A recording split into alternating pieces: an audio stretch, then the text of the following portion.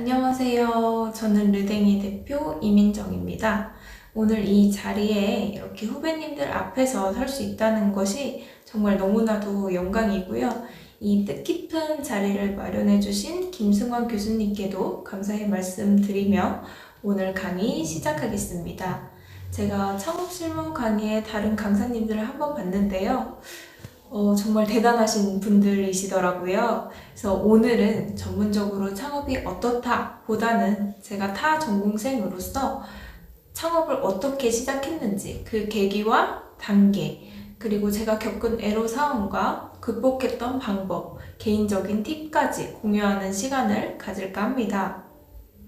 또 오늘 내용은 타 전공생들도 알아듣기 쉽게 이론적인 내용은 최소화했으니까 대학 과정 중 혹은 창업을 하시던지 졸업 후 입사를 하시던지 여러분들과 비슷한 나이대의 인생 선배로서 어떤 내용을 넣을지 정말 고민하고 또 고민하다가 제 인생 경험을 꾹꾹 눌러 담아서 이렇게 알찬 내용으로 준비했으니까 잘 들어봐 주셨으면 합니다.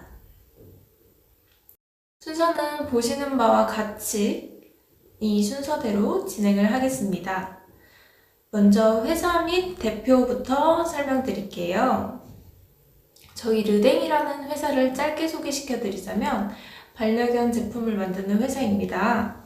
더 정확히 말하자면 반려견의 안전하고 건강한 야외활동을 연구하고 그에 관련된 제품을 만드는 기업입니다.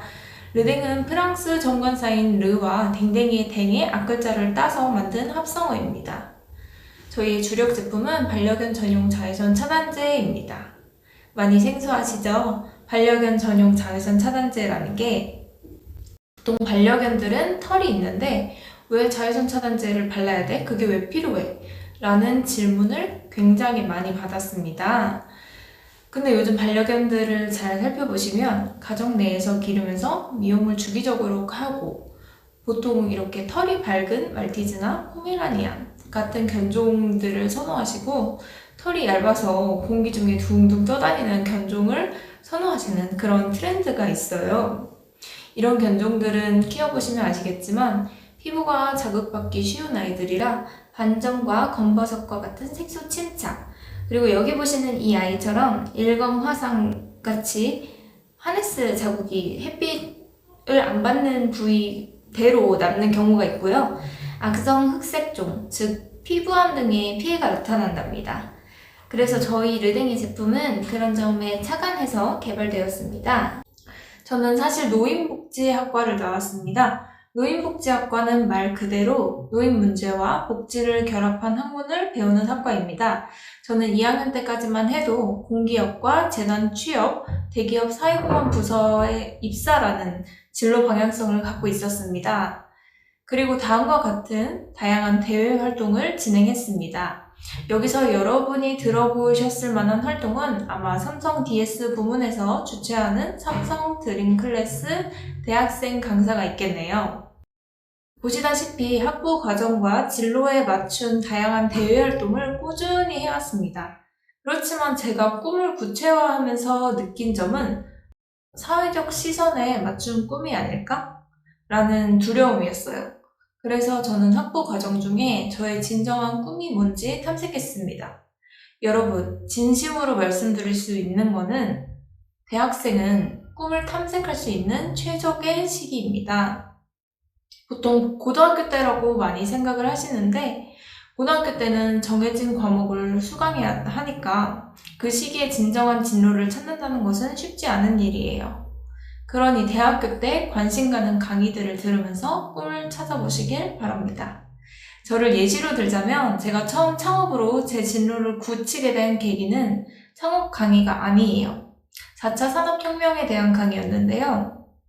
가장 인상 깊었던 부분들이 1차 산업혁명에서 2차 산업혁명으로 넘어갈 때 기계와 전기가 보급화되었고 2차 산업혁명에서 3차 산업혁명으로 넘어갈 때 우리는 모든 가정에 컴퓨터가 보급되고 스마트폰을 누구든지 휴대하고 있습니다.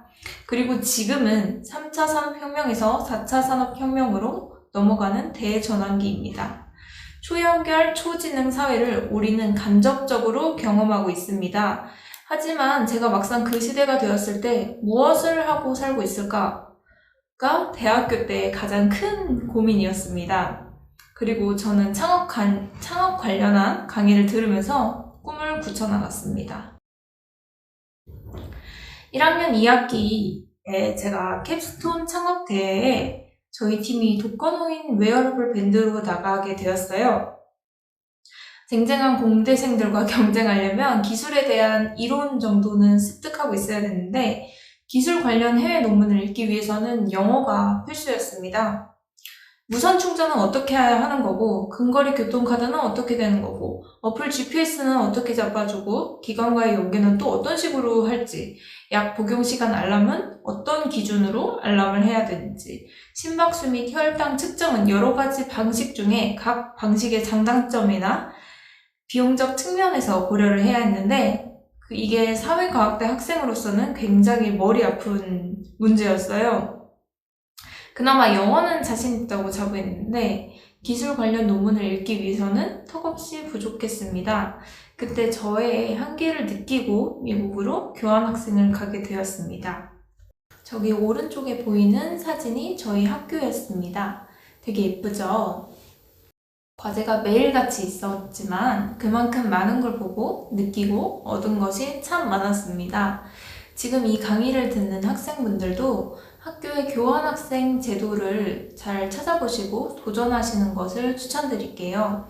첫 번째는 개인이 유학 가는 것보다 시간과 비용적 측면에서 훨씬 절약되고 짧은 시간 안에 현지 학생들과 전공 강의를 같이 들으면서 빠르게 성장할 수 있다는 장점이 있습니다.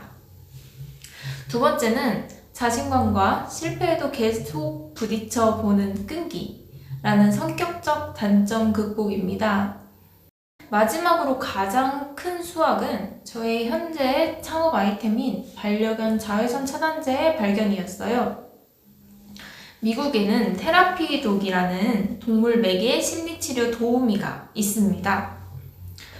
반려견과 교류하면서 심신 안정을 찾는 시간인데 매주 다른 테라피독들이 왔어요. 하루는 이 사진 속 아이인 탈룰라라는 친구가 놀러 왔는데 견주분이 이 친구 몸에다 뭘 뿌려주시더라고요. 그래서 그게 뭐냐고 물었더니 반려견 자외선 차단제라는 거예요. 미국에선 야외 활동을 할 때 견주들의 필수 아이템이더라고요. 저도 반려견 3마리를 기르고 있던 차라 노령견 아이의 검버섯이라든지 일광 화상에 굉장히 보면서 속상했는데 웹쇼핑을 해보니 한국에는 그런 제품이 없었습니다. 그래서 해외 직구를 하려고 알아봤더니 국내 식약처에서 불허한 성분이 포함된 제품이 대부분이었어요. 여기 보시면 제가 창업 초기에 자료 조사한 파일들인데 여기 보이는 빨간색들이 모두 식약처에서 불허가 한 성분입니다. 또 첫 번째처럼 허가 성분인 곳을 찾아봤는데 이 제품 가격대가 너무 비쌌어요. 두 번째 이 제품은 저희가 동물 임상 시험을 해봤더니 저희 제품과 자극성 정도가 2.3배나 차이가 났습니다. 또 당시 반려견의 피부암도 3년 동안 35%나 증가했다는 기사도 찾을 수 있었고 제 판단상 시장에 진입하기 좋은 시기인 것 같아서 창업 아이템을 이 아이템으로 결정했습니다. 다음은 학생 신분에서 할 수 있는 창업입니다. 미국에서 돌아와서는 교내 창업 동아리와 창업 성장 지원 사업부터 시작했습니다. 처음 시작한 아이템은 전공에서 아이디어를 얻었습니다. 파지 수집 노인에게 박스를 시가보다 비싼 값에 사서 반려묘 스크래처를 제작하는 사업인데요. 그 당시 키로당 70원 정도로 책정이 되어 있었어요. 가득 채우면 30kg인데 2,100원 정도를 버는 그런 시스템이었어요. 그래서 이거를 해결해보자 라는 생각으로 시작을 한 사업인데 고양이를 기르시는 분들은 스크래처가 뭔지 아실 거예요. 고양이의 발톱을 갈아주는 제품이랍니다. 고양이는 스크래처를 하면서 영역 표시도 하고 스트레스도 풀린답니다. 그리고 이 고양이의 스크래처를 파지 수집 노인이 줍는 폐 골판지로 만들어 보자는 것이 저희의 아이템이었고, 근데 여기서 제가 간과한 것은 너무 착한 일에만 몰두한 나머지 수익성이 없는 사업을 계속 진행했다는 것이었어요. 그래도 사업이 선정됐으니 한번 해봤습니다. 그중 첫 번째 문제는 파지 수집 노인의 경제적 척도를 판단하는 문제였어요. 개인정보를 함부로 공공기관에서 넘겨주지 않아서 저희가 직접 대상자를 물색해야 했습니다. 하지만 결국 저희가 기존 가격의 3배로 구입해주겠다고 약속한 할머니들과 그 사실을 알게 된 주변 할머니들 간에 분란이 생겼습니다. 이렇게 대상자부터 문제가 생겼고, 두 번째 문제는 박스를 세척만 해서 재생산해주는 업체도 없었으며, 사업을 지속하기 위해서는 할머니들의 폐지는 폐지대로 사고 생산은 대형 라이너지 공장에서 구입하는 중국 골판지로 해서 판매 수익을 남기는 사업으로밖에 진행이 안 되더라고요. 그래서 여러분들께 꼭 말씀드리고 싶은 것은 사업을 하기 전에 직접 실행해 보세요.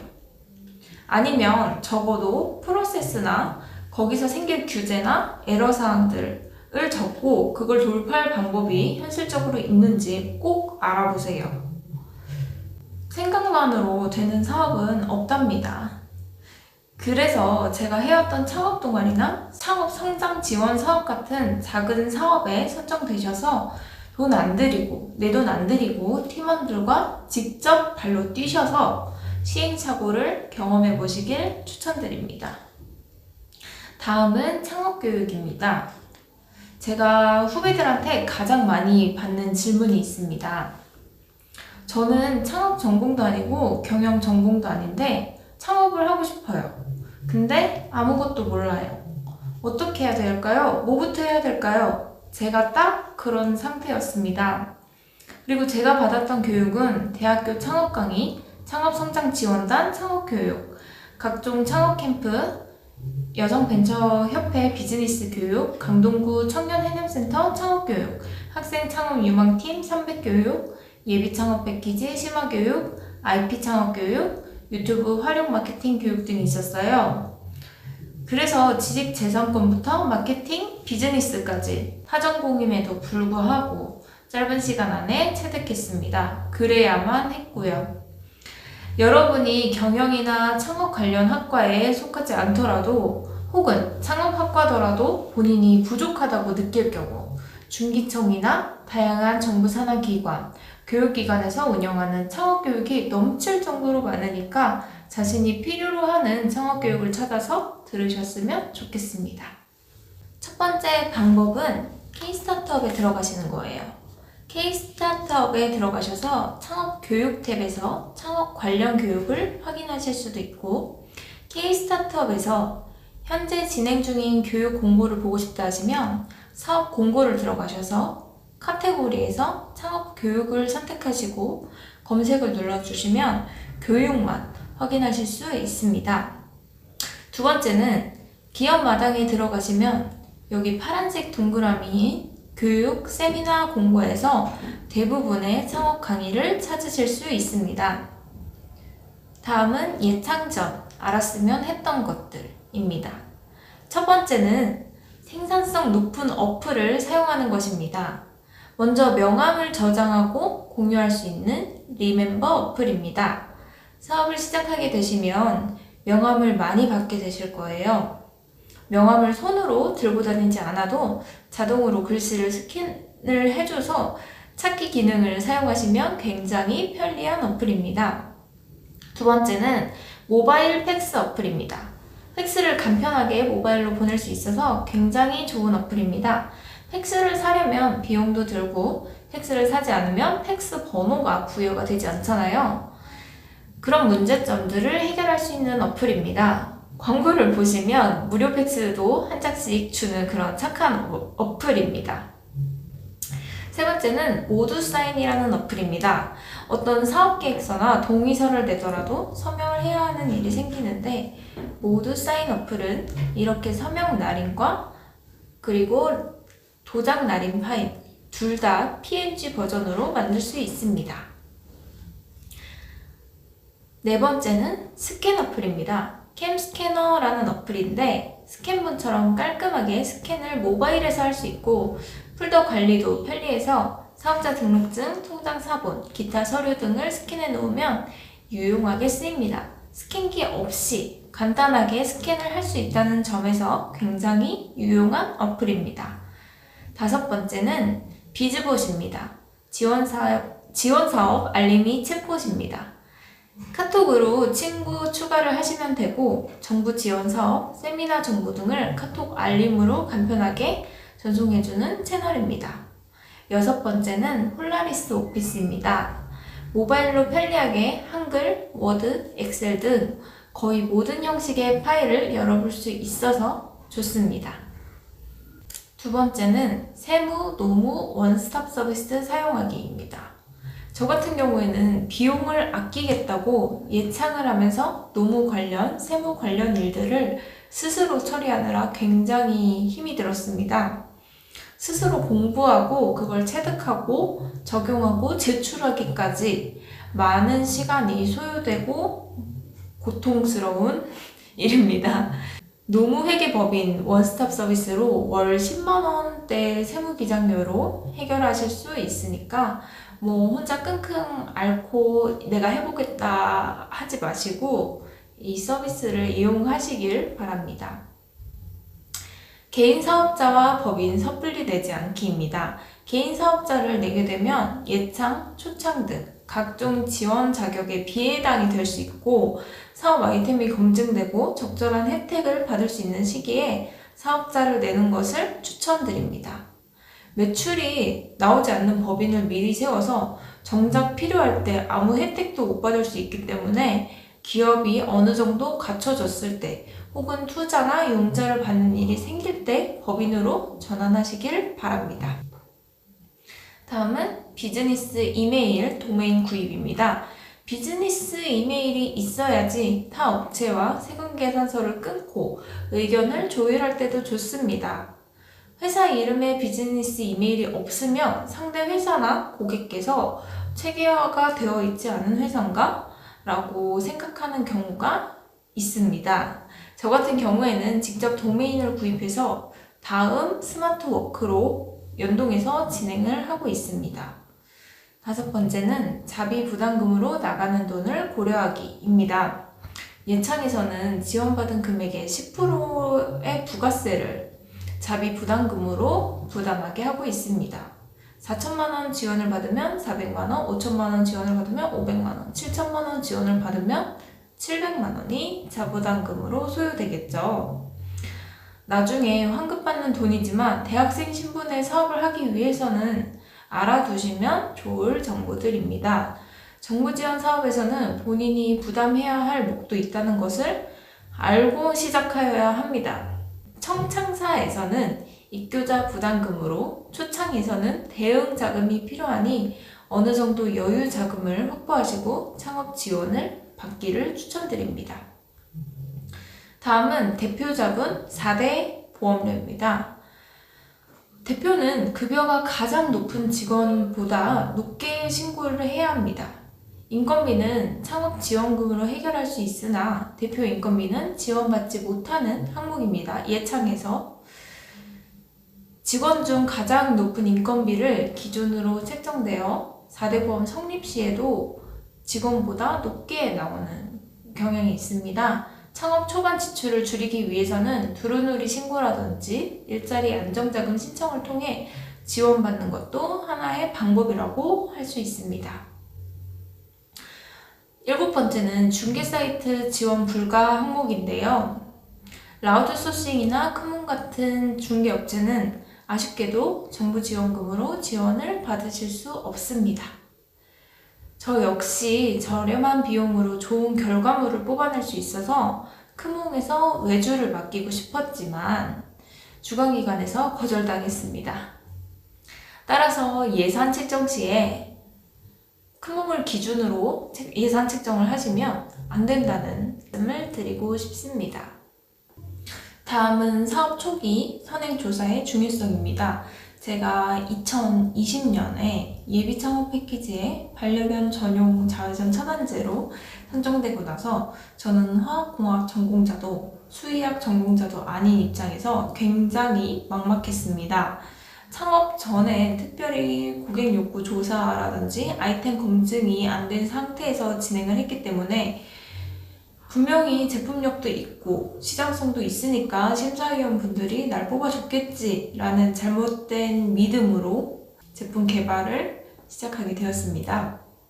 초기에는 화장품으로 분류되어서 기능성 인증을 받아야 되는지 알고 사업계획서 상에 당당하게 기능성 인증이라고 기재를 했습니다. 근데 결국 기능성 인증은 사람에게만 해당되는 인증이었고 이렇게 잘못 알고 있는 부분이 많았지만 제가 뽑히고 선정되었던 거는 굉장히 운이 좋은 케이스였고 이미 사업화를 어느 정도 진행하신 분들이 정부 지원 사업에 선정된다는 거 알아주시면 감사하겠습니다. 제품으로 따지면 1차적인 시제품이라든지 어플로 따지면 프로토타입을 넘어서 베타 버전이 개발이 됐다든지 하시는 분들이 대다수였습니다. 저 같은 경우에는 너무 쉽게 생각했다가 고생을 많이 한 케이스예요. 저희가 성분의 특성상 동물용 의약품 협회가 아닌 농림축산식품부의 검역본부로 방향이 변경되어서 한참을 헤매야 됐습니다. 이렇게 주관 기관이 검역본부로 넘어가게 되면 10가지 이상의 독성 시험을 동물 상대로 했어야 됐어요. 그렇게 되면 실험 후에 안락사하는 동물은 10마리, 20마리가 넘게 되고요. 금액도 어기넘는 비용과 상당한 시간이 소요되었습니다. 현실적으로 돌파가 불가능하다고 생각했고 그치만 어떻게든 돌파하기 위해서 유선상으로 검역본부 담당 공무원들 그리고 타 동물용 의약품 제작기업 부장님까지 전화로 정말 귀찮게 했습니다. 제가 빠져나갈 방법이 없냐고 계속 여쭤보고 그렇게 찾아다니고 했어요. 이렇게 시행착오를 겪고 결국 르댕의 산책용 모이스처 미스트가 개발되었습니다. 자외선 차단 성분이 없는 자연 유래 성분으로 자외선 차단 효과를 내는 방향으로 결정을 하고 여러 전문가분들을 컨택해서 그 조성물에 대해서 조언도 받고 그리고 여러 번의 수정을 거쳐서 동물용 의약품 협회로 품목 허가를 마쳤습니다. 처음에는 이러다가 제품 개발도 못하는 거 아니야? 제품 못 내는 거 아니야? 라고 정말 걱정을 많이 했는데요. 이렇게 산전수전을 경험한 만큼 이 분야의 전문가가 되었다고 저는 자부할 수 있습니다. 비록 저를 예시로 들었지만 여러분이 창업하려는 분야에 대해서 꼭 규제나 법령, 행정과정, 처리기관 그런 것들을 잘 검토해 보시길 바랍니다. 혹시 아무리 해도 못 빠져나가는 경우가 있다. 이런 경우에 어떻게 하냐? 바로 규제 샌드박스, 신사업 규제 애로, 신사업 규제 건의를 통해 시범사업식으로 일시적으로 허가받을 수 있습니다. 하지만 임시허가나 실증 규제 특례 등을 받으려면 1년이라는 시간이 걸립니다. 여러분이 정부 지원 사업이나 창업을 시작하시려는 분들은 선행조사를 통해서 내 사업이 되는지 안 되는지 이거를 파악하시고 안 된다면 1년이라는 검토 기간을 거친 후 규제 샌드박스를 통해 사업을 시작해 보시는 것을 추천드리겠습니다. 이렇게 규제 샌드박스를 이용한 기업은 한때 논란이 됐던 모빌리티 플랫폼 타다 등이 있는데 2021년 기준으로 규제 샌드박스를 활용한 기업을 볼게요. 첫 번째는 공유 미용실 서비스입니다. 신청 내용은 한 개의 미용실에서 다수의 미용사가 각각의 영업신고를 통해 각자의 사업권으로 독립 경영하되 미용 설비 및 시설을 공유하는 서비스입니다. 현행 규제는 공중위생관리법 및 하위 법령에 따르면 한 개의 영업장에서의 각각의 개별 시설과 장비를 갖춘 경우에만 2개 이상의 이용업 영업이 가능하며 샴푸실, 열펌 기계 등 시설 설비를 공유할 수 없음. 이 현행 규제인데 실증 특례를 받아서 공유 미용실에 대한 수요가 증가하는 상황에서 매장 임대료 등 높은 창업 및 운영 비용을 부담을 줄이고 빈번한 폐업 리스크를 완화하기 위해서 복지부에서 제시한 조건 이행을 전제로 실증 특례를 승인했습니다. 두 번째는 AI 사물인식 기술을 활용한 주류 자동 판매기입니다.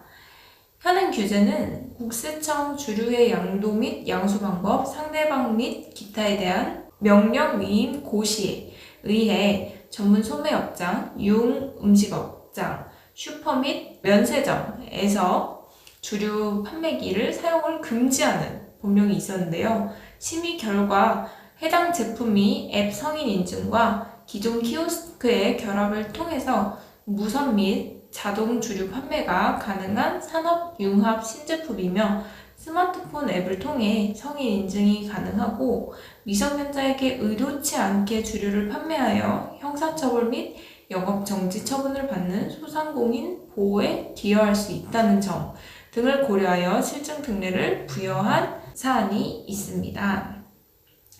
마지막으로 렌터카를 활용한 반려동물 운송 플랫폼 서비스입니다. 현행 규제를 보면은 여객 자동차 운수사업법에 따르면 반려동물과 동반 승객을 운송하는 행위를 여객의 운송으로 해석하고 같은 법 34조 1항에 따라 렌터카를 활용한 유상 운송을 금지해놓고 있었는데요. 실증 특례를 받아서 반려동물 양육 가구가 증가하는 상황에서 반려동물 동반 고객의 이동권을 보장하는 것이 필요하나 여객 자동차 운수사업법에서 렌터카를 활용한 유상 운송을 금지하고 있는 점을 고려하여 조건부 실증 특례를 부여했습니다. 영업지역은 서울시로 한정하긴 했지만 이렇게 실증 특례를 받아서 극복하는 기업들이 많아요. 시범사업으로 운영을 해볼 수도 있고 여러분들의 아이템이 법에 막혀서 안 된다 하시면은 규제 샌드박스를 활용해서 잘 극복하시길 바랍니다. 그래서 제가 말씀드리고 싶은 거는 하늘이 무너져도 솟아날 구멍은 있다입니다. 현실의 벽에 가로막혀서 주저앉은 적이 저도 굉장히 많아서 너무 힘들었고 포기할까 생각도 많이 했는데 하지만 결국 포기하지 않고 극복해본 일련의 경험들이 지금의 저를 만들었습니다. 여러분도 법적 규제에 가로막혔을 때 포기하지 않고 부딪혀보는 용기를 가지시기를 바랍니다. 네, 다음은 대표의 역할에 대해서 말씀드리겠습니다. 초기 기업의 대표의 역할은 단순히 경영에서만 끝날 수 없습니다. 아이템 개발 및 연구에 직접적으로 참여를 해야 되고요. 어쩔 때는 노무, 회계, 지식을 직접 스스로 찾아보고 처리를 해야 되고요. 디자이너와 마케터, 그리고 영업 직원도 될 수 있어야 합니다. 디자이너와 마케터를 고용하는 것보다 디자인 외주 용역을 맡기는 게 더 저렴할 수도 있지만 지원받은 금액으로 제품 개발을 하게 되면은 제품 개발에 대한 외주 용역을 맡기는 비용조차도 부족할 수가 있습니다. 저는 그 점에 대비해서 구글 애널리틱스 자격증을 땄는데요. 턱없이 부족했습니다. 애널리틱스라는 거는 말 그대로 보고서를 읽고 그리고 홍보 대상 타겟팅을 할 수 있는 자격증인데 이 광고를 만들 컨텐츠가 없었습니다. 디자인 시세를 제가 알아본 선에서 살짝만 말씀드리자면요.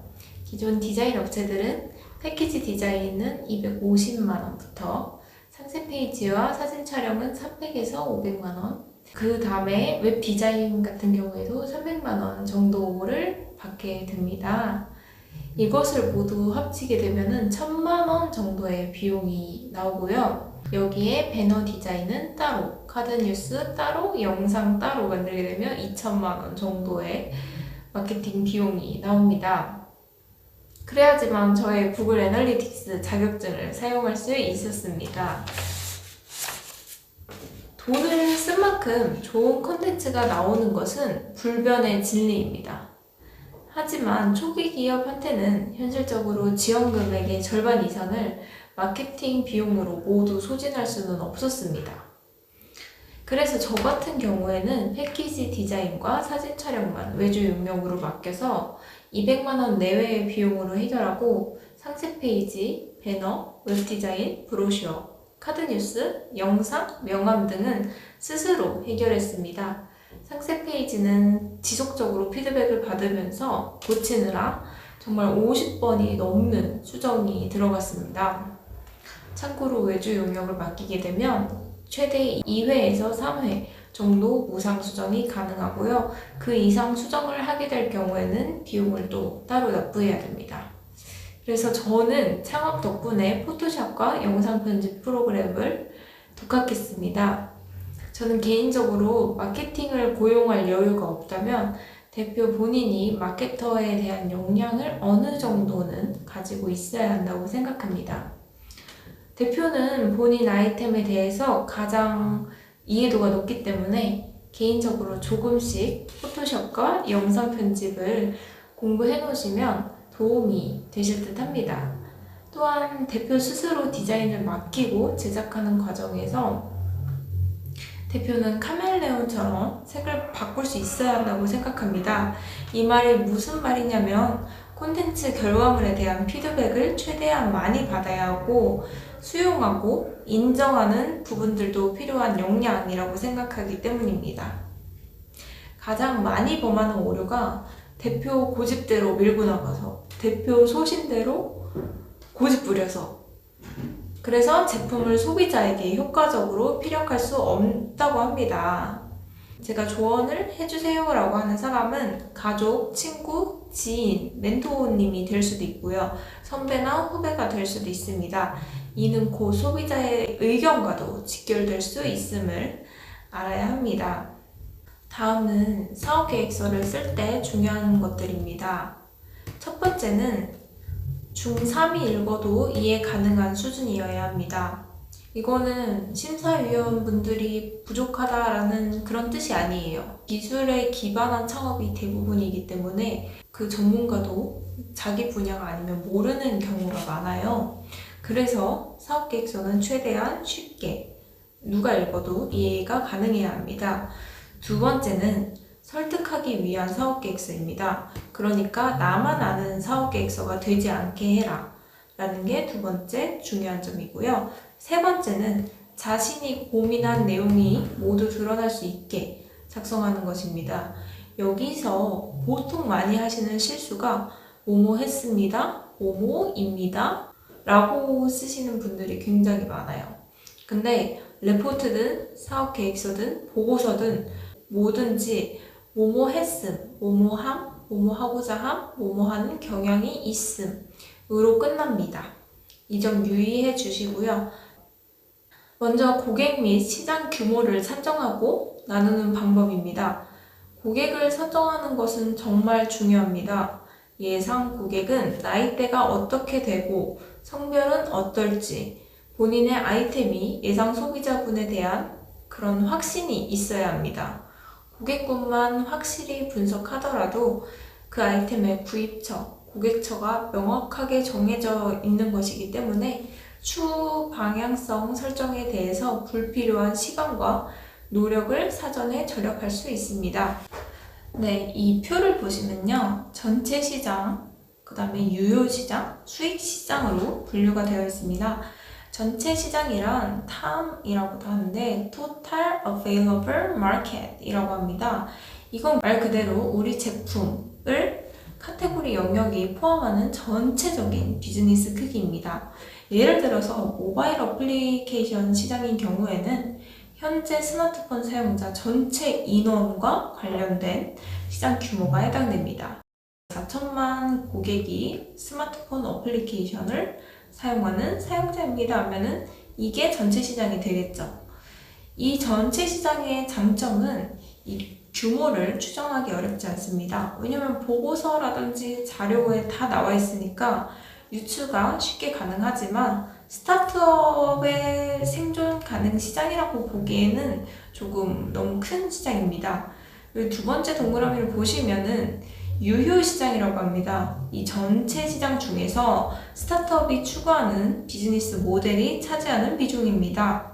예를 들어서 모바일 어플리케이션 전체 시장에서 모바일 헬스케어 비즈니스가 차지하는 비중인데요.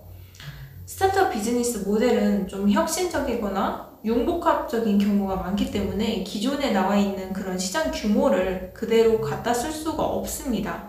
그래서 기존 자료를 재분류할 때는 객관적으로 입증할 수 있는 자료를 제시할 수 있어야 하고요. 마지막으로 가장 작은 동그라미인 수익 시장을 볼게요. Serviceable Obtainable Market 이라고 하는데 이거는 유효 시장 내에서 초기 단계에 확보 가능한 시장 규모입니다. 모바일 헬스케어 스타트업인 경우에 유효 시장 규모가 1천만인 경우에는 초기 확보 가능한 시장 점유율이 수익 시장입니다.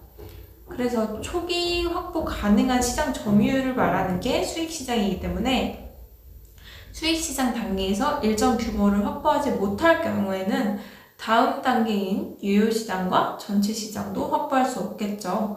그래서 수익 시장을 명확하고 좁게 잡는 것이 가장 중요합니다. 그래서 여러분들이 사업계획서를 쓰실 거면은 이 시장 규모를 잡아보시는 것이 조금 중요하다고 저는 말씀드리고 싶고요. 다음은 고객 설문조사의 중요성에 대해서 말씀드리겠습니다.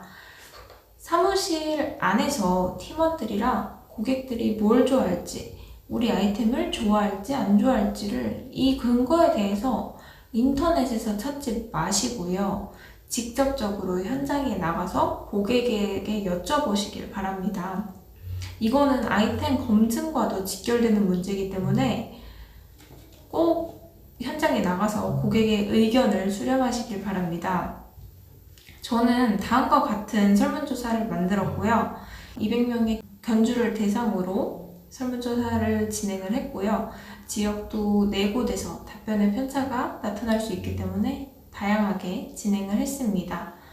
그리고 다음과 같은 유효한 인사이트를 얻었는데요. 다음은 저희가 어떤 내용으로 고객분들에게 설문조사를 했는지 같이 한번 볼게요. 첫 번째는 반려동물을 기르는 장소에 대해서 물어봤습니다. 실내 94%, 실외 6%로 응답되었습니다. 즉, 실내에서 기르는 분들이 많다는 것을 알 수 있었어요. 두 번째는 반려동물 크기에 대해서 물어봤는데요. 소형견 64%, 중형견 20%로 대형견 16%로 이렇게 응답되었습니다. 즉, 중소형견을 기르시는 분들이 많았고요. 세 번째로는 피모 색상에 대해서도 물어봤는데요. 백색 36%, 황색 54%, 검정색 10%로 응답되었습니다. 즉, 밝은 피모 색상을 선호하신다는 것을 알 수 있었습니다. 피모 두께에 대해서도 여쭤봤는데요. 얇다 38%, 중간 42%, 두껍다 20%로 응답되었습니다. 즉, 얇거나 중간인 피모를 가진 견종들이 많다는 것을 알 수 있었습니다. 네 번째는 반려견 나이에 대해서 물어봤는데요. 1에서 5세는 38%, 5에서 10세는 44%, 10살 이상은 18%로 응답되었습니다. 5에서 10살, 즉 5에서 10세가 가장 많았습니다. 반려견 노령견의 기준이 7살인 것을 고려하면은 꽤 노령견을 기르고 있다는 것을 알 수 있었습니다. 다섯 번째는 월간 검진 포함 병원 진료 횟수를 물어봤는데요. 가장 많은 응답이 1, 2회가 가장 많았습니다. 비용은 얼마나 소비하는지도 궁금해서 이것 또한 물어봤는데요. 주로 5만 원 이상, 10만 원 이하라는 대답을 얻을 수 있었습니다. 6번에 피부 질환에 대해서 진단을 받은 적이 있는지, 그런 경험이 있는지 물어보는 질문에서는요. 진드기는 16%가 경험이 있다고 응답했고요. 피부 질환은 84%가 진단을 받은 적이 있다고 응답했습니다. 근데 이 피부 질환 속에는 각질이랑 붉어짐 때문에 혹은 지루성 피부염 때문에 병원에 간 적이 많다고 응답을 들었어요. 일곱 번째는 일광욕으로 인한 화상입니다. 일광욕으로 인한 화상이 있었습니다. 분명히 68%로 있었는데요. 많았는데, 근데 중요한 인사이트는 병원 진료까지 연계가 되지 않는다는 점이었습니다. 이거는 어떤 의미냐면은 병원에서 가지 않고 자가치료, 주로 휴가철에 나타났다 없어지니까 집에서 자가치료하면은 없어진다는 것을 견주분들이 알고 있기 때문에 이렇게 높은 응답률이 나왔지만 병원 진료까지는 연계가 되지 않는다는 것을 알 수 있었습니다.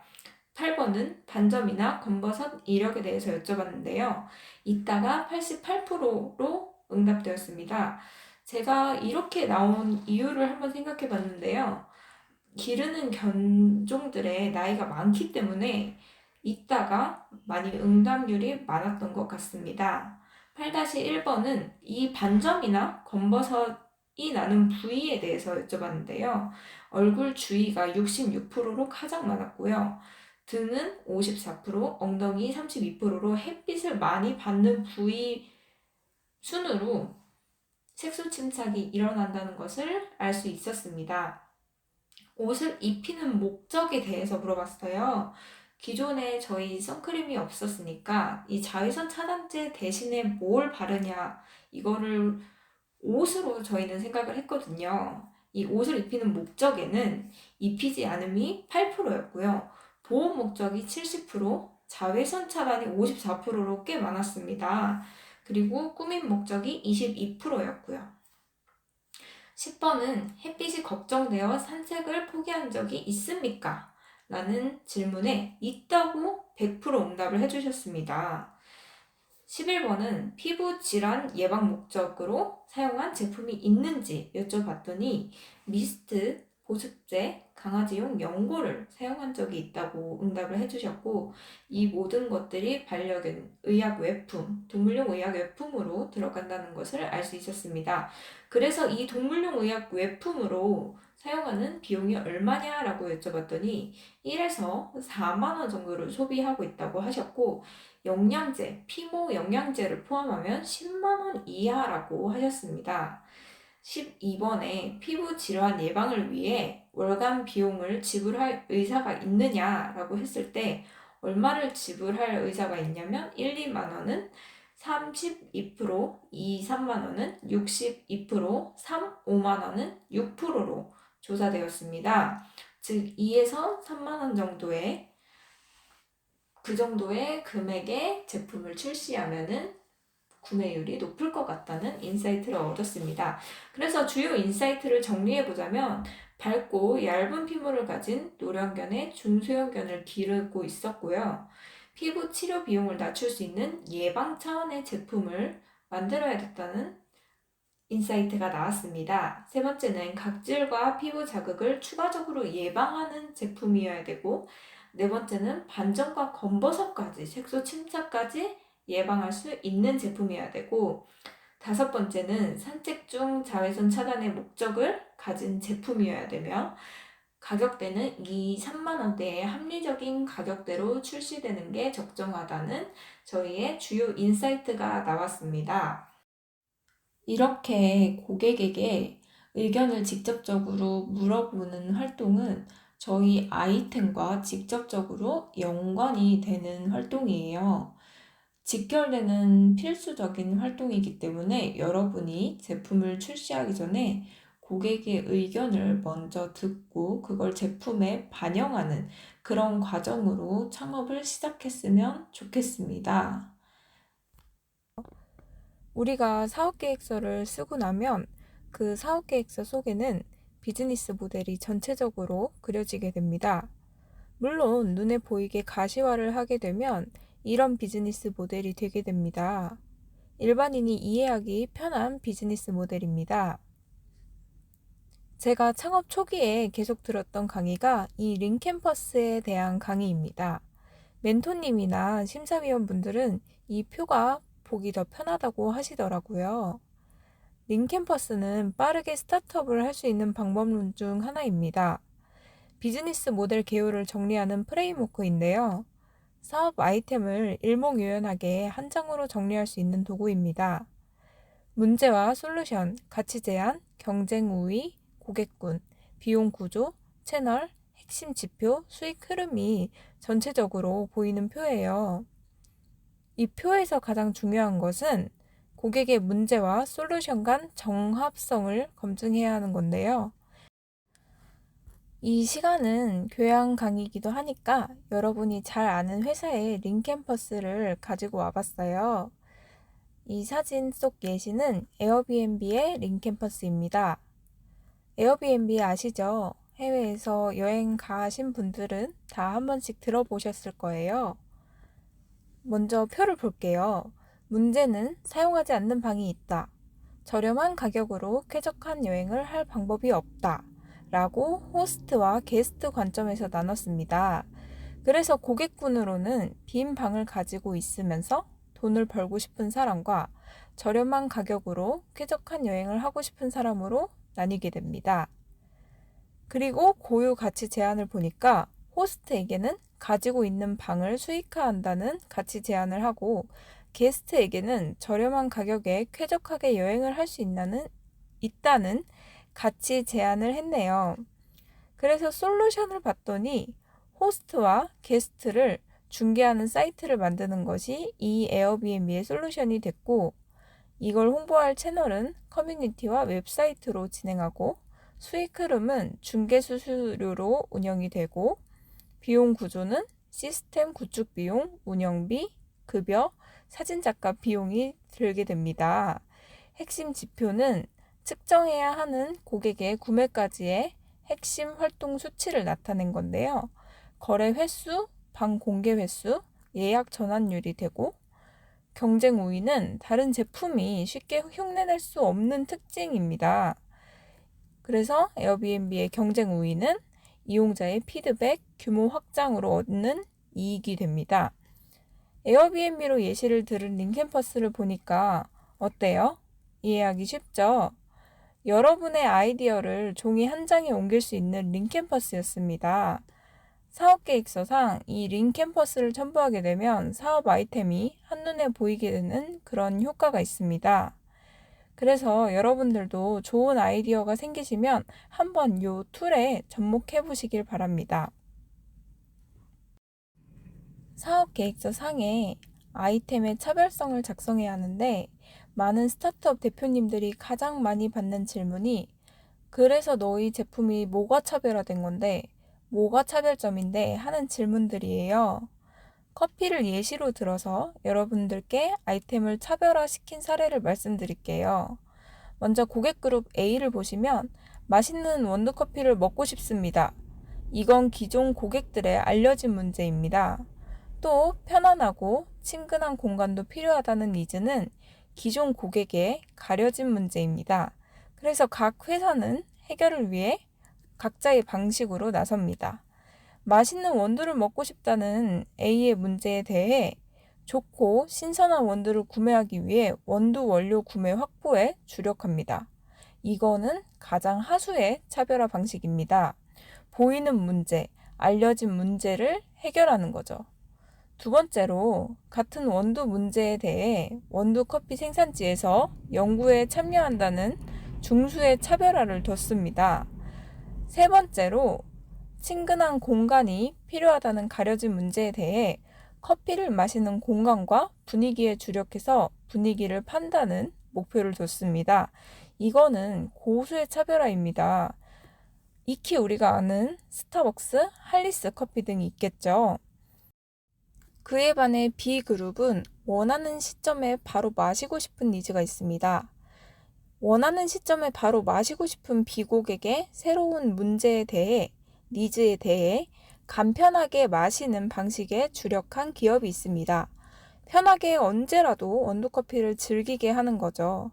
이렇게 네스카페, 돌체구스토 등 캡슐 커피에 주력한 회사들이 있습니다. 이것 또한 고수의 차별화입니다. 저는 여러분들의 아이템도 고수의 차별화처럼 차별성이 뛰어났으면 하는 바람입니다. 그런 뒤에는 사업계획서상에 잘 어필해보세요. 저도 창업 후 이런 이론들을 알게 되어서 조금 아쉽습니다.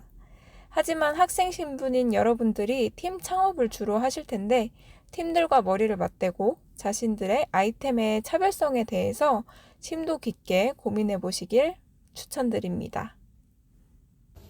다음은 추천 사업에 대해서 말씀드릴게요. 첫 번째 추천 사업은 IP 디딤돌 사업입니다. 이 IP 디딤돌 사업은 관람료, 자부담료, 등록료만으로 특허를 낼 수 있는 그런 사업인데요. 변리사 선임 비용을 지식산업센터, 한국발명진흥원에서 지원받을 수 있는 아주 좋은 사업입니다. 어떤 창업 아이템이든 특허는 필요하잖아요. 심지어 어플이더라도 비즈니스 모델 특허를 받는 게 일반적이니까 공고가 1분기, 2분기에 걸쳐서 나오는 걸로 알고 있습니다. 따라서 이 점 유의하셔서 신청을 하시면은 매우 도움이 될 것 같습니다. 저도 이 IP 디딤돌 지원 사업을 통해서 저의 조성물 특허를 냈고요. 이게 조금 다른 게 학생 변리나 대학생 무료 변리 사업이랑은 굉장히 달라요. 이 사업은 대학교 산학협력단으로 출원자가 귀속이 돼요. 근데 이 사업은 본인의 이름으로 특허 출원을 할 수 있다는 장점이 있습니다. 두 번째 추천 사업은요, 예비창업 패키지와 청년창업사관학교입니다. 예비창업 패키지와 청년창업사관학교는 경쟁률도 세고요. 저도 학생 시절 한번 떨어진 경험이 있기 때문에 여러 창업 경험과 교육을 쌓고 가시는 게 중요합니다. 자부담금 일부로 정부 지원금을 받을 수 있고요. 전담 멘토님과 매니저분들이 계속해서 관리해 주시기 때문에 경주마처럼 달릴 수 있다는 것도 장점입니다. 후속 지원 사업도 온라인 커머스 지원 사업, 창업 아이템 소비자 욕구 조사 등 굉장히 다양하기 때문에 개인으로서는 경험하기 힘든 것들을 지원받게 되니까 특히 청년 창업사관학교 같은 경우에는 대학생처럼 입소, 준입소용으로 창업 교육을 계속해서 들어야 하기 때문에 필드에서 직접 발로 뛰지 않은 대표님들 같은 경우에는 비추천 드리지만 창업 아이템 검증과 고도화 비즈니스 역량 강화를 위해서는 아주 좋은 사업이라고 생각합니다. 세 번째는 생활혁신형 지원 사업입니다. 소상공인진흥공단에서 주관하는 사업이고요. 성공불 융자 사업입니다. 성공했을 시에만 갚으면 된다는 뜻이고요. 연이율 2.5%로 5년 내에 상환하시면 되고요. 최대 2천만 원까지 지원이 되는 사업입니다. 성공 시 상환해야 하는 사업이기 때문에 내가 아이템이 부족하다, 예창이나 초창이나 청창사에 나가기에 조금 부족하다 생각하실 때 아니면 내 아이템 검증이 필요하다 생각하실 때 도전하시면 좋을 사업이라고 생각돼서 추천드렸습니다. 다음은 책 추천과 유튜브 추천을 해드리려고 해요. 먼저 책 추천을 드리자면요. 트렌드 코리아라는 책을 추천드리고 싶어요. 트렌드 코리아라는 책은 매년 출간되는 책입니다. 매년 유행하는 트렌디한 키워드를 뽑아서 전략을 세우는데 많은 도움을 줍니다. 그래서 그런지 스타트업 대표, 마케터, 기획팀, 영업팀들이 필수로 읽는 책이라고 해요. 유튜버를 추천을 드리자면 바로 이호님입니다. 태용님이라고도 하는데요. 국내의 다양한 창업자들의 기업가 정신에 대해서 심도 깊게 인터뷰하는 채널입니다. 이분은 단돈 500만 원으로 실리콘밸리를 찾아갔는데요. 42일 동안 40명의 창업자, 엔지니어, 마케터 등을 인터뷰하는 것에서 시작했지만 현재는 주로 4차 산업혁명 관련 창업자들의 인터뷰를 담은 영상으로 성공한 창업가들의 경험에서 우러난 깊은 조언을 무료로 들을 수 있는 도움이 되는 채널입니다. 다음은 사이트를 추천을 드릴 건데요. 먼저 thevc.kr입니다. 한국 스타트업 데이터베이스 플랫폼입니다. 투자회사의 총 투자 금액, 투자 규모, 투자받은 회사의 업력, 주 아이템, 희망 투자 금액 등을 볼 수 있습니다. 스타트업에 대해서 투자는 얼마나 들어가는지 볼 수도 있고요. 여기 보시면 오른쪽 상단에 잘 아실 만한 잡코리아나 무신사가 투자받은 걸 볼 수 있네요. 두 번째는 빅데이터파이낸스.kr 메인두입니다. 소비 행태, 소비 규모 조사가 되어 있는 사이트인데요. 빅데이터 파이낸스 메인두로 들어가시게 되면은 보시면 포스트 코비드 19과 이커머스 시장의 변화라고 메인에 떠 있네요. 밑으로 내려보니까 차량 보유에 따른 소비 패턴 분석이라든지 코로나 전후의 소비의 변화라든지 거리두기 전후의 변화 등등이 있네요. 간단한 소비 행태 조사뿐만 아니라 금융 빅데이터를 잘 풀어낸 그런 사이트고, 원하는 분야를 검색하시면 그 분야에 대해서도 카드 소비량을 토대로 결과를 볼 수 있습니다. 그래서 여러분들이 하려는 창업 분야에 대해서 어느 정도 사람들이 소비를 하고 있는지, 규모는 어떻게 되는지 이런 것들을 보실 때 유용하게 쓰일 사이트 같아서 추천드렸어요. 여기까지 제 얘기는 끝났습니다. 부디 여러분들께 오늘 강의 내용이 도움이 되는 부분들이 있었길 바랍니다. 저 역시 타전공생으로서 취업을 생각하다가 창업으로 진로를 변경한 만큼 저의 이 경험이 여러분들에게 도움이 많이 됐으면 좋겠고, 여러분들의 앞날에 양분이 되었으면 좋겠습니다. 젊은 나이에 도전하는 것을 두려워하지 마세요. 나중에 취직하게 되면은 새로운 일을 시작하기가 더 힘들어질 거예요.